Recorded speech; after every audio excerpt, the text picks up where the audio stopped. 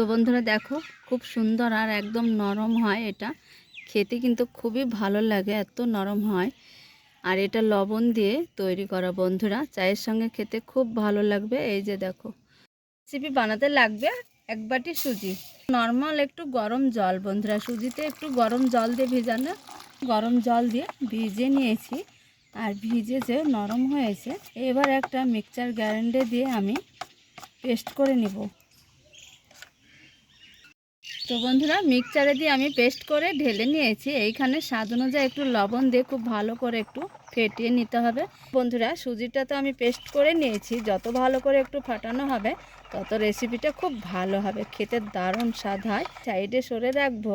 3টে বাটি নিয়েছি বন্ধুরা, 3টে বাটিতে আমি একটু একটু করে হাত দিয়ে তেল মাখিয়ে নিব বন্ধুরা। তেল দিতেই হবে। এখনো এই ব্যাটারে একটু আমি ইনো দিয়ে দিব বন্ধুরা, স্বাদ অনুযায়ী তো লবণ দিয়ে দিয়েছি, এবার একটু ইনো দিয়ে দিব বন্ধুরা। বিশেষ করে ইনোটা দিতেই হবে।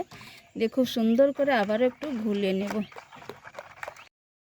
আর ইনো দেওয়ার পর দেরি করা হবে না বন্ধুরা, সঙ্গে সঙ্গে ব্যাটারটা বাটিতে ঢেলে নিতে হবে। বাটিতে ব্যাটার দিয়ে দিব।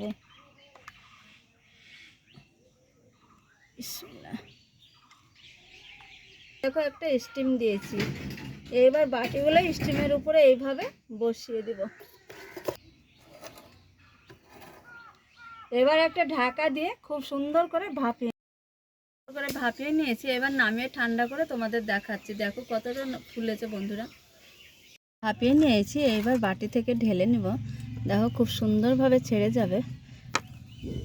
এই যে দেখো বন্ধুরা, কতটা সুন্দর আর দারুণ লাগছে দেখতে, খেতেও খুব ভালো স্বাদ এটার। এইভাবে সবগুলো আমি ছাড়িয়ে নেব। তো বন্ধুরা দেখো, খুব সুন্দর আর একদম নরম হয়। এটা খেতে কিন্তু খুবই ভালো লাগে, এত নরম হয়। আর এটা লবণ দিয়ে তৈরি করা বন্ধুরা, চায়ের সঙ্গে খেতে খুব ভালো লাগবে। এই যে দেখো কতটা সুন্দর, দেখো বন্ধুরা ভিতরটা শুধু দেখো। দেখে নিশ্চয় আশা করি তোমরা বুঝতে পারছো যে এটা খেতে কতটাই স্বাদ হবে বন্ধুরা। সামান্য 1 বাটি সুজি দিয়ে দেখো সকালের নাস্তাটা খুব সুন্দর তৈরি করা যায়। ভালো লাগলে অবশ্যই লাইক, কমেন্ট, শেয়ার আর চ্যানেলটা সাবস্ক্রাইব করতে ভুলো না। রেসিপি এই পর্যন্ত, পরবর্তী রেসিপি নিয়ে তোমাদের সঙ্গে দেখা হচ্ছে।